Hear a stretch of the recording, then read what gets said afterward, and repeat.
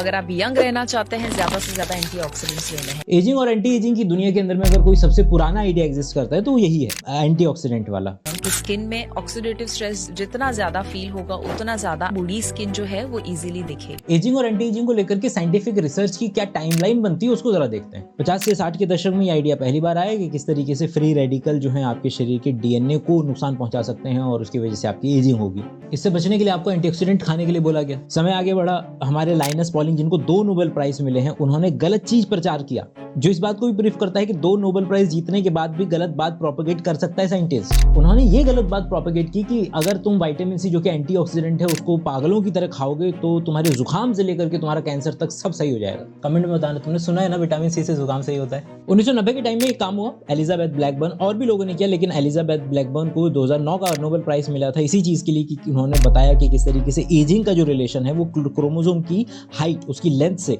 उसकी टीलोमियर और टीलोमेरेज से उसका लिंक जो है वो निकल करके आ रहा है। एजिंग के आइडिया को और समझने के लिए 2012 का नोबेल प्राइज मिला यामानाका को, यामानाका फैक्टर्स, जो कि 4 ऐसे फैक्टर हैं जो सेल के अंदर में अगर बना दिए जाएं तो सेल वापस से उसी अवस्था में चली जाती है जहां से उसने शुरुआत की थी, एक तरीके से de ageing of the cell. आज जो हम स्ट्रॉन्गेस्ट रिलेशनशिप देख पा रहे हैं एजिंग डी एजिंग का, वो एपिजेनेटिक्स से आ रहा है और इन टॉपिक्स पर डिटेल डिस्कशन मिलेगा यूट्यूब पर बायोशाला 1 बायोशाला 2 पे। बेसिक टाइमलाइन आपने देख ही लिया। 1956 के अंदर में, वैसे तो ये आइडिया और भी ज़्यादा पुराना जाता है, लेकिन हम बात कर रहे हैं कि पॉपुलराइजेशन ऑफ इट, और कम से कम अगर हम डेट को, क्योंकि इक्का दुक्का मिल ही जाएंगे आपको, 1920 के अंदर में भी ऑक्सीडेटिव स्ट्रेस से रिलेटेड के पेपर आपको मिल जाएंगे, लेकिन हम बात कर रहे हैं स्पेसिफिकली यहाँ पर जब ये पूरा का पूरा टाइमलाइन स्मूथ बन जाए कि 1956 के अंदर में डेनहम हेरमन, ये साइंटिस्ट का नाम है, जिन्होंने कि फ्री रेडिकल जो मेटाबॉलिज्म के दौरान आपके बनते हैं वो किस तरीके से आपके ऑक्सीडेटिव स्ट्रेस वगैरह को कॉज कर सकते हैं। देखिए, आसान भाषा में एजिंग एक बहुत ही ज़्यादा कॉम्प्लेक्स प्रोसेस है। जिस तरीके से कुछ चीज़ें हमारी पकड़ में अभी धीरे धीरे आएंगी, जो कि अभी उतनी अच्छे तरीके से आई नहीं है, हमने जो ओवरऑल इंसान की एज को अभी धीरे धीरे बढ़ाया है, उसके अंदर में कई हद तक उसकी जिस तरीके से हमने न्यूट्रिशन को बेहतर किया, सबसे ज़्यादा जो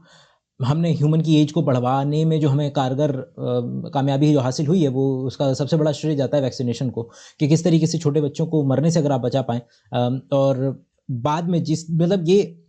एक पर्टिकुलर समाज के अंदर में अगर नंबर ऑफ डाइवोर्स बढ़ रहे हैं तो ये एक तरीके से एक ऐसे समाज में जिसमें कि पहले मतलब इंडिया एग्जांपल अगर लें तो इंडिया के समाज में अगर डाइवोर्स रेट बढ़ता हुआ नजर आता है तो इट्स अ गुड थिंग, ठीक है, क्योंकि हमेशा कंटेक्स्ट इंपॉर्टेंट होता है। अमेरिका के अंदर में शायद में अगर डिवोर्स रेट अभी एग्जिस्टिंग जो हो रहा था उससे भी अगर बढ़ने लगे तो हो सकता है वो कुछ बुरा संकेत दे रहा हो। तो केवल और केवल आइसोलेट करके चीज़ों को नहीं देखा जा सकता। क्यों? क्योंकि हो सकता है कि इंडिया के अंदर में अब females are getting more independent, अगर उनके पास नौकरी है। पहले अगर ज़्यादातर औरतों के पास नौकरी नहीं हुआ करती थी तो अगर परेशानी हो रही है उन्हें उस पर्टिकुलर घर के अंदर में या उस पर्टिकुलर रिलेशनशिप के अंदर में, तो वो उनके पास ऑप्शन नहीं होता था कि वो छोड़ करके जा पाएँ।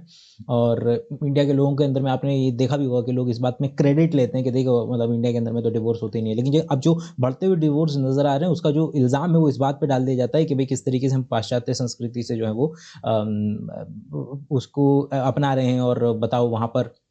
भी डिवोर्स रेट ज़्यादा होता है। तो इंडिया में डिवोर्स रेट बढ़ना इट्स अ गुड साइन। दूसरा, किसी पर्टिकुलर समाज के अंदर में नंबर ऑफ रेप की जो कंप्लेंट्स आ रही हैं वो बढ़ना, कंटेक्स्ट को अगर ध्यान में दिया जाए तो अच्छा साइन है, क्योंकि इससे ये पता चल रहा है कि अब औरतों का जो विश्वास है या उस पर्टिकुलर पॉपुलेशन का जो विश्वास है वो जुडिशियल सिस्टम में या फिर हमारे पुलिस वाले के सिस्टम में और ज़्यादा पुख्ता होता जा रहा है, जिसकी वजह से अब वो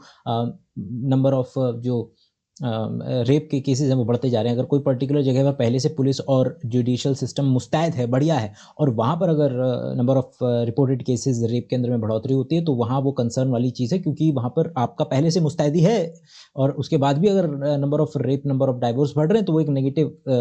चीज़ हो रही है समाज के अंदर में, उसकी तरफ इशारा करता है। लेकिन इंडिया के समाज में जहाँ पर पुलिस वाले ही आपको परेशान कर देंगे, जहाँ पर आपका जो वकील ही आपको परेशान कर देगा, जहाँ पर जो सिस्टम में ही इतना विश्वास नहीं है, वहाँ पर अगर आपको इस तरीके के केसेस अगर बढ़ते हुए नजर आ रहे हैं तो एक कंटेक्स्ट में ये बात अच्छी भी है। उसी तरीके से यहाँ पर जब हम बात कर रहे हैं कि जो आइडिया है किसका, ह्यूमन के पूरा का पूरा, कि किस तरीके से जो एजिंग और डी एजिंग का जो आइडिया है कि किस तरीके से हमने जो आदमी की, इंसान की जो ओवरऑल मौत का जो रेट है, डेथ रेट है, वो किस तरीके से कम कराया है। लोग ज़्यादा लंबा भी जी रहे हैं। लोगों को अक्सर एक मिसकंसेप्शन ये भी है कि जस्ट बिकॉज कि हमने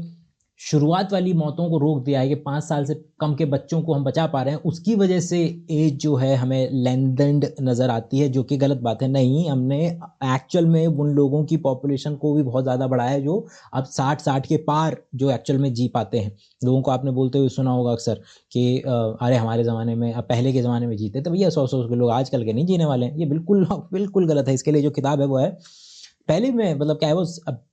very pessimistic about the condition of the world, but there are a couple of books that helped me to recognize that we actually are living far better life as compared to our predecessors. और अगर जिक्र किया जाए तो Steven Pinker की enlightenment now और इससे जुड़ी हुई कई और किताबें जो इस बात का हवाला बहुत ही अच्छे डेटा के साथ देती हैं कि किस तरीके से आप जिस पर्टिकुलर समय में रह रहे हैं उसके अंदर में जो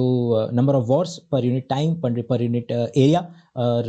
number of deaths per unit time per unit area, number of infectious disease per unit time per unit area, ये बहुत ज़्यादा हमने जो है कम कर ली हैं, which is a good thing. तो वापस से आते हैं अपने इस वाले पर्टिकुलर आइडिया पे कि 1956 के अंदर में आपका ये जो आइडिया है वो बहुत पहले से बनना शुरू हो गया था। और अगर कोई व्यक्ति एजिंग और डी एजिंग की अगर हम बात कर रहे हैं तो ये एक मल्टी वेरिएबल कॉन्सेप्ट है जिसके अंदर में आपके माइटोकॉन्ड्रिया का एक अच्छा रोल आएगा। आपके जो सबसे पुराना आइडिया जो मैंने डिस्कस किया कि किस तरीके से लोग मानते थे कि भाई जब ऑक्सीजन जो आप ले रहे हैं वो शरीर के अंदर में जाकर के रिएक्टिव ऑक्सीजन स्पीशीज़ बन जाती है। आसान भाषा के अंदर में आपके शरीर के अंदर में कोई ऐसा मॉलिक्यूल, वो कोई भी हो सकता है, ज़्यादातर आपको ऑक्सीजन वाले देखने के लिए मिलेंगे कि किस तरीके से किसी मॉलिक्यूल के ऊपर अगर एक्स्ट्रा अमाउंट ऑफ इलेक्ट्रॉन पड़ा हुआ है या उसके पास इलेक्ट्रॉन की एक ऐसी डेफिशिएंसी है जिसकी वजह से इसकी रिएक्टिविटी बढ़ जा रही है, और रिएक्टिविटी बढ़ने की वजह से इसके ऊपर कोई लगाम लगाने वाला नहीं है कि किसी से भी जाकर के भिड़ जाएगा और वहाँ पर जाकर के कोई ऐसी रिएक्शन करवा देगा जो होनी नहीं चाहिए थी, और उसकी वजह से वो पर्टिकुलर चीज़ जहाँ पर अगर है जो कि पहले नहीं होनी चाहिए थी, उसकी वजह से आपका जो नॉर्मल फंक्शनिंग है, जो नॉर्मल मेटाबॉलिक रिएक्शन से सेल के अंदर में जो हो रही थी उसमें खलल पड़ेगा और सेल की डेथ होने की संभावना बढ़ जाएगी। सेल की डेथ के अंदर में सेल या तो अगर देखेगी कि मेरे अंदर का माहौल बहुत बुरे तरीके से बदल रहा है और नेगेटिव साइड में बदल रहा है तो वो एपोप्टोसिस, जिसको सेल सुसाइड बोलते हैं, वो कर लेगी। या फिर अगर बहुत ज़्यादा इस तरीके की बाहर से ही बहुत ज़्यादा मतलब तोड़ फोड़ हो जाए तो सेल इंजरी से भी डेथ हो जाती है, जिसको नेक्रोसिस वगैरह की कैटेगरी में आप पैथोलॉजी के अंदर में पढ़ाया जाता है। इसके बाद जो अगला जो पूरा का पूरा समय था जो कि लाइनस पॉलिंग, जिनको कि 2 नोबेल प्राइज़ मिले थे केमिस्ट्री के अंदर में और एक आपका नोबेल पीस प्राइज़, कि किस तरीके से उन्होंने इस बात की पैरवी की थी कि जो हम न्यूक्लियर बना रहे हैं चीज़ों को वो थोड़ा सा कम किया जाए। मतलब कि जो एक होड़ लग गई थी इस दुनिया के अंदर में, ओपेनहाइमर के अंदर में भी हमने इस कोर आइडिया को देखा कि किस तरीके से ओपेनहाइमर ने इस सेंट्रल आइडिया को बना देने के बाद कि एक बार अगर आपने न्यूक्लियर बम बना दिया और एक बार अगर आपने उसका इस्तेमाल कर लिया तो फिर एक ऐसी रेस शुरू हो जाएगी जो शायद पकड़ में ना आए। हम बहुत खुशकिस्मत हैं कि यूरोपियन यूनियन हो या मतलब कि आपने विश्व के लेवल पे आकर के थोड़ा सा बातचीत की और लोग अभी उतना जल्दी इस्तेमाल नहीं कर रहे हैं, वरना जिस हिसाब से लोगों के पास न्यूक्लियर हथियार हैं हम बहुत अच्छे तरीके से बहुत कम समय के अंदर में अपने आप को ख़त्म भी कर सकते हैं। तो यही ओपेनहाइमर के अंदर में दिखाया भी गया था कि किस तरीके से ओपेनहाइमर ने अपने समय के सबसे खतरनाक साइंटिस्ट एल्बर्ट आइंस्टीन को मैनहट्टन प्रोजेक्ट के अंदर में शुमार भी नहीं किया था। और अब वो खैर मूवी का डिस्कशन कभी किसी और जोर करेंगे, बट लाइनस पॉलिंग को 2 नोबेल प्राइज़ मिले, एक केमिस्ट्री के अंदर में और एक आपका नोबेल पीस प्राइज़ मिला था। इन्होंने ऐसा नहीं है कि बायोलॉजी के अंदर में इन्होंने हाथ नहीं आजमाया, बहुत बेहतरीन पेपर लिखे, हीमोग्लोबिन के ऊपर में इनके बहुत अच्छे पेपर हैं। वहाँ से लेकर के जो आइडिया है लाइनस पॉलिंग का कि उन्होंने जब ये बात शुरू की तो ये आइडिया धीरे-धीरे इतना ज़्यादा वर्ल्ड के अंदर में पॉपुलराइज़ कराया कि उन्होंने किताब भी लिखी विटामिन सी के ऊपर कि भाई विटामिन सी अगर तुमने ले लिया तो ज़ुकाम से लेकर के कैंसर तक आपकी जो प्रॉब्लम्स है वो सॉल्व हो जाएंगी। अपनी बीवी को भी वो बहुत ज़्यादा अमाउंट के अंदर में ग्राम के अंदर में पर डे के अंदर में वो दे दिया करते थे, विटामिन सी दे दिया करते थे। लेकिन आपको देखना पड़ेगा, देखिए अगर मैं ये बात भी कह रहा हूँ कि एंटीऑक्सीडेंट आप खा लो, लेकिन आपको ये बात समझनी पड़ेगी कि कोई भी डायरेक्ट रिलेशनशिप में तो चीज़ें हैं नहीं कि अगर आपने थोड़ा ज़्यादा खाया विटामिन सी तो 5 फ़ायदा होगा, आपने और खाया तो आपको 10 फ़ायदा होगा, और खाया तो 20 फ़ायदा होगा, और खाया तो 50 फ़ायदा होगा। ये कोई लीनियर रिलेशनशिप नहीं। कि आप जितना ज़्यादा विटामिन सी बढ़ाते चले जाएंगे खाना, उतना आपका शरीर स्वास्थ्य या उतना बेहतरीन होता चला जाएगा। इट इज़ ऑलवेज कंटेक्चुअल, या हमेशा ग्राफ बनेगा इस तरीके से बनेगा। क्या होगा उसके अंदर में कि मान लीजिए कि आपके शरीर को काम करने के लिए कुछ फ्री रेडिकल्स की ज़रूरत भी पड़ती है। जैसे कि आपके शरीर के अंदर में अगर किसी पर्टिकुलर बैक्टीरिया ने अटैक किया है, तो उस पर्टिकुलर बैक्टीरिया को मारने के लिए भी हम रिएक्टिव ऑक्सीजन स्पीशीज़ या फ्री रेडिकल्स वगैरह का इस्तेमाल करते हैं। अपने शरीर के अंदर में अगर आपके कोई कैंसर सेल जन्म ले रही है, तो उस कैंसर सेल को मारने के लिए भी हम उस तरीके के फ्री रेडिकल्स का इस्तेमाल कर सकते हैं। अगर आपने शरीर के अंदर में कुछ ज़्यादा ही विटामिन सी ले लिया, तो आपके शरीर के अंदर में इस तरीके के जो इंसिडेंसेस हो रहे थे जिसके अंदर में आप कैंसर सेल को मार सकते थे, या फिर ऐसे इंसिडेंसेस जिसके अंदर में आप बैक्टीरिया इन्फेक्शन को ख़त्म कर सकते थे, वो दोनों ही की जो काबिलियत है, जो कैपेबिलिटी है, उसके अंदर में कमी पेश आएगी। और जिसकी वजह से जो लाइनस पॉलिंग है, उनकी वाइफ को भी जो इंटेस्टाइनल शायद कैंसर तो हुआ था, मोस्ट प्रोबेबली इंटेस्टाइनल कैंसर हुआ था, क्योंकि जो रिसर्च चली थी वो इससे रिलेटेड थी कि उन्होंने और लोगों को भी हायर किया कि ये देखने के लिए कि विटामिन सी से क्या क्या फ़ायदे हो सकते हैं, चलो चूहों पे टेस्ट करते हैं, चलो इन पे टेस्ट करते हैं। जब चूहों पे बहुत ज़्यादा एक्स्ट्रा अमाउंट के साथ में विटामिन सी वगैरह उनको दिया गया, तो उनके अंदर में कैंसर, मतलब कि वो जिनको ज़्यादा विटामिन सी दिया गया, उन चूहों के अंदर में कैंसर का जो रेट है वो इंक्रीज़ होता हुआ नज़र आया। तो उन्होंने जो जिस व्यक्ति को हायर किया था लाइनस पॉलिंग ने, उस व्यक्ति ने बोला कि भाई साहब आप खाना बंद कर दो, अपनी बीवी को खिलाना बंद कर दो, लेकिन उन्होंने नहीं किया, और जो उनकी बीवी तक को जो डेथ है वो कैंसर से हुई थी। तो जस्ट बिकॉज कि किसी व्यक्ति को दो नोबेल प्राइज़ मिल चुके हैं, डज नॉट मीन कि उसके मुँह से निकली हुई हर बात सच होगी। इसके बाद हम 1990 के दशक में जो अगली सेट ऑफ डिस्कवरीज़ हैं वो एलिज़ाबेथ ब्लैकबर्न से रिलेटेड है, क्योंकि नाम फिर रेट्रोस्पेक्टिवली पॉपुलर हो जाते हैं। ऐसा नहीं है कि एलिज़ाबेथ ब्लैकबर्न ही इस आइडिया टीलोमेयर और टीलोमेरेज़ के ऊपर काम कर रही थी, बट क्योंकि 2009 का प्राइज़ इन 3 व्यक्तियों को मिला था, जिसमें से मेन थी एलिज़ाबेथ ब्लैकबर्न, तो वो चीज़ें याद रह जाती हैं, और वो किताबों के अंदर में और मेरे ज़रिए अगर मैं कम्युनिकेट कर रहा हूँ, तो मुझे अगर एलिज़ाबेथ ब्लैकबर्न क्योंकि नोबेल प्राइज़ की वजह से थोड़ा-सा ज़्यादा याद है, या उनकी किताब मैंने पढ़ी है, तो वो जो थोड़ा बायसनेस हो जाती है, तो उन लोगों का ज़िक्र कंपैरेटिवली ज़्यादा होने लग जाता है।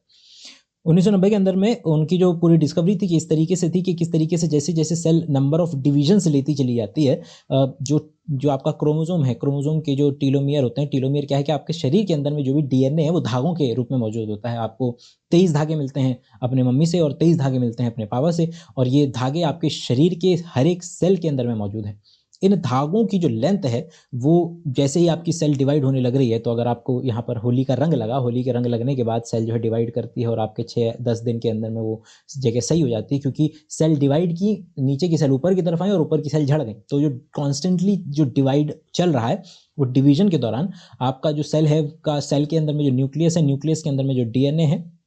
डीएनए के जो दोनों किनारे हैं, वो थोड़ा-थोड़ा छोटे-छोटे होते चले जाते हैं। अब ये वाइस वर्सा वाली प्रॉब्लम आ जाती है कि किस तरीके से कि एजिंग की कोई ऐसी वजह है जिसकी वजह से टीलोमेयर छोटा हो रहा है और उसकी वजह से एजिंग हो रही है, या एजिंग कोई एक इंडिपेंडेंट कॉन्सेप्ट है जिसका कि आउटकम छोटा क्रोमोसोम का छोटा होता हुआ होना इस फॉर्म में नज़र आ रहा है। तो पता नहीं है कि क्या हुआ। बिल्कुल मतलब कि लूप वाली सिचुएशन सी बन जाती है कि जिस तरीके से कोई अगर ट्रॉपिकल रेन फॉरेस्ट है, तो ट्रॉपिकल रेन फॉरेस्ट में बारिश बहुत ज़्यादा होती है। बारिश बहुत ज़्यादा होती है तो पेड़-पौधे बहुत ज़्यादा होते हैं, पेड़-पौधे बहुत ज़्यादा होते हैं तो ट्रांसपिरेशन बहुत ज़्यादा होता है, ट्रांसपिरेशन बहुत ज़्यादा होता है तो बादल बहुत बनते हैं, और बादल बहुत बनते हैं तो बारिश बहुत होती है। तो ट्रॉपिकल रेन फॉरेस्ट है वो पॉजिटिव फीडबैक लूप में फँस जाता है इस तरीके से। उस तरीके से we are yet to know कि किस तरीके से, क्योंकि मल्टी वेरिएबल प्रॉब्लम है, we are yet to discover कि आखिर में कौन से वो फैक्टर्स हैं जो सबसे ज़्यादा डोमिनेंट हैं इसको समझने के लिए। 2012 के अंदर में यामानागा फैक्टर, जो कि वन ऑफ द मोस्ट मतलब सबसे ज़्यादा मतलब नोबेल प्राइजेस के अंदर में भी अगर कोई टॉप्स पे डिस्कवरीज आएंगी इतिहास के अंदर में, तो उसके अंदर में यामानागा फैक्टर्स जो है वो आपके वन ऑफ द टॉप पे होगी कि भाई शरीर के अंदर में कुछ इस तरीके के फैक्टर्स बनते हैं, इस तरीके के मॉलिक्यूल्स बनते हैं जो कि अगर बन जाएँ तो डज़ नॉट मैटर कि किस सेल की मैं बात कर रहा हूँ, मैं अपने न्यूरॉन की बात कर रहा हूँ, और न्यूरॉन को मैं कन्वर्ट कर दूंगा किसके अंदर में, वापस से वो आपका D differentiation is the term, जो कि कक्षा 11वीं के अंदर में आपको पढ़ा दी जाती है कि किस तरीके से एक डिफरेंशिएटेड सेल है वो वापस से आपका तब्दील हो जाएगी स्टेम सेल के अंदर में। वो स्टेम सेल से फिर दोबारा से रीडिफरेंशिएट हो करके कन्वर्ट हो जाएगी किसके अंदर में, किसी भी पर्टिकुलर सेल के अंदर में वो कन्वर्ट हो सकती है। और कितने सारे ऑर्गेनिजम्स हैं जिनके ऊपर रिसर्च इसी बेसिस पे चलती है कि वो मल्टी सेलुलर होने के बावजूद इवोल्यूशनर मतलब कि मछलियाँ मतलब ज़ेब्रा फिश या आपके प्लेनेरिया हो या आपका जितने भी एम्फीबियंस हैं कई सारे जिनके अंदर में ये काबिलियत मौजूद है कि एक्सोटोल हो या फिर जिनके लिम्स अगर काट दिए जाएँ तो लिम्स अगर दोबारा से आ जाते हैं तो उसके अंदर में आपके ये पर्टिकुलर फैक्टर्स बहुत ज़्यादा मददगार साबित होते हैं। यामानागा फैक्टर के बाद जो आज की तारीख में जो लेटेस्ट रिसर्च चल रही है वो किस तरीके से चल रही हैं एपिजेनेटिक्स के ऊपर में। एपिजेनेटिक्स के लिहाज से जो हमारे चाहे वो हिस्टोन प्रोटीन्स की बात कर लूँ मैं कि हिस्टोन प्रोटीन्स के ऊपर आपका मिथाइलेशन और एसिटाइलेशन वगैरह हो रहा है, चाहे तो मैं डीएनए के ऊपर मिथाइलेशन और एसिटाइलेशन की बात कर लूँ, तो किस तरीके से जैसे ही आपका सेल के ऊपर कोई पर्टिकुलर स्ट्रेस आती है तो वो सेल का जो डीएनए है वो अलग पर्टिकुलर तरीके के जीन्स खोलता है। मतलब कि आसान भाषा में कि भाई देखिए इस तरीके से है कि इतिहास के अंदर में जो किताब है, मैं किताब का जो ज़िक्र हवाला दे रहा हूँ वो है डेविड सिंक्लेयर की लाइफ स्पैन, और उसके अंदर में ये पर्टिकुलर आइडिया सबसे पहले चैप्टर के अंदर में डिस्कस किया गया है कि किस तरीके से इतिहास के अंदर में किसी भी लिविंग ऑर्गेनिजम्स के पास मोटा-माटी अगर देखा जाए तो 2 तरीके के पाथवे होते हैं। एक पाथवे वो है जिसमें कि आप ये देखते हैं कि अगर मौसम सही है, माहौल सही है, सब कुछ बेहतरीन खाना-वाना अवेलेबल है तो चलिए फटाफट से पागलों की तरह रिप्रोड्यूस किया जाए। ऐसे मौसम के अंदर में आप व्यक्ति खुद के ऊपर रिपेयरिंग के ऊपर उतना ध्यान नहीं देता है। लेकिन जैसे ही स्ट्रेस कंडीशंस आती हैं, स्ट्रेस कंडीशंस के अंदर में आपका अब वो हीट की स्ट्रेस, खाने का डिप्रिवेशन की स्ट्रेस, ऑक्सीजन की स्ट्रेस, अब अलग-अलग तरीके की स्ट्रेस हैं। जैसे ही सेल को ये पता चलता है कि स्ट्रेस का माहौल आ गया, उस समय पर आपका रिप्रोडक्टिव जो आइडियाज़ हैं उसको कोलैप्स करके आप किसके अंदर में चले जाते हैं, रिपेयरिंग के अंदर में चले जाते हैं। और वहाँ से ये पर्टिकुलर आइडिया जो है जन्म ले रहा है कि किस तरीके से आज की तारीख में अगर आप देख रहे हैं तो किस तरीके से आप अपनी बॉडी को स्ट्रेस देते हैं so that it can start और अंडरगो इट्स रिपेयरिंग मैकेनिज्म, कि किस तरीके से अगर hit high intensity interval training की बात करें कि आप बॉडी को फिजिकल स्ट्रेस दे रहे हैं, आपका चाहे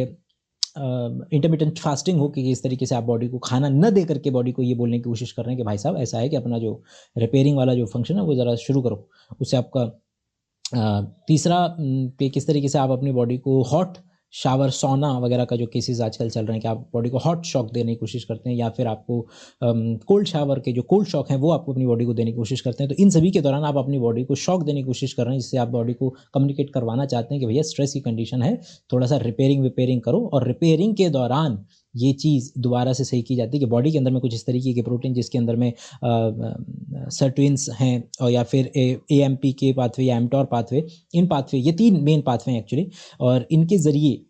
बॉडी को ये सलाह दी जाती है। बॉडी के अंदर में नेचुरली ये पर्टिकुलर कंपाउंड्स बनते हैं और ये कंपाउंड्स आपके वापस से जाकर के रिपेयरिंग पे लग जाते हैं, और दोबारा से एपिजेनेटिक जो मार्कर्स हैं जो आपकी एक्चुअल में आपकी आज की तारीख में एपिजेनेटिक मार्कर्स को देख करके भी ये बताया जा सकता है कि आप जो है वो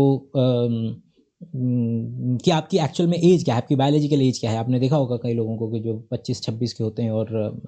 35 के लग रहे होते हैं, और 35 के होते हैं और 25-26 के लग रहे होते हैं। तो किस तरीके से एक तो आपका इसका हर चीज़ का एक जेनेटिक कंपोनेंट तो होता ही है, लेकिन हम बात कर रहे हैं कि आप वो जेनेटिक कंपोनेंट आपके हाथ में नहीं है, लेकिन जो चीज़ आपके हाथ में है उन चीज़ों को लेकर के क्या बदलाव किया जा सकता है, और उनके ज़रिए आप अपनी एज को कितना ज़्यादा नीचे की तरफ खींच करके लेकर के आ सकते हैं। उसके अंदर में आजकल मतलब इसके ड्रग्स जो हैं वो इस वक्त क्लिनिकल ट्रायल में हैं जो कि आपके डी एजिंग के प्रोसेस के लिए ज़िम्मेदार है, क्योंकि क्लिनिकल ट्रायल्स बहुत लंबा प्रोसेस होता है, लेकिन ये अपने आप में कितनी बड़ी बात है कि things are under trial right now. तो ओके फाइन, आई होप कि 15-17 मिनट हो चुके हैं, तो this has to be enough. I don't think कि यहाँ तक भी लोग पहुँचे होंगे, बट मिलते हैं नेक्स्ट वीडियो में।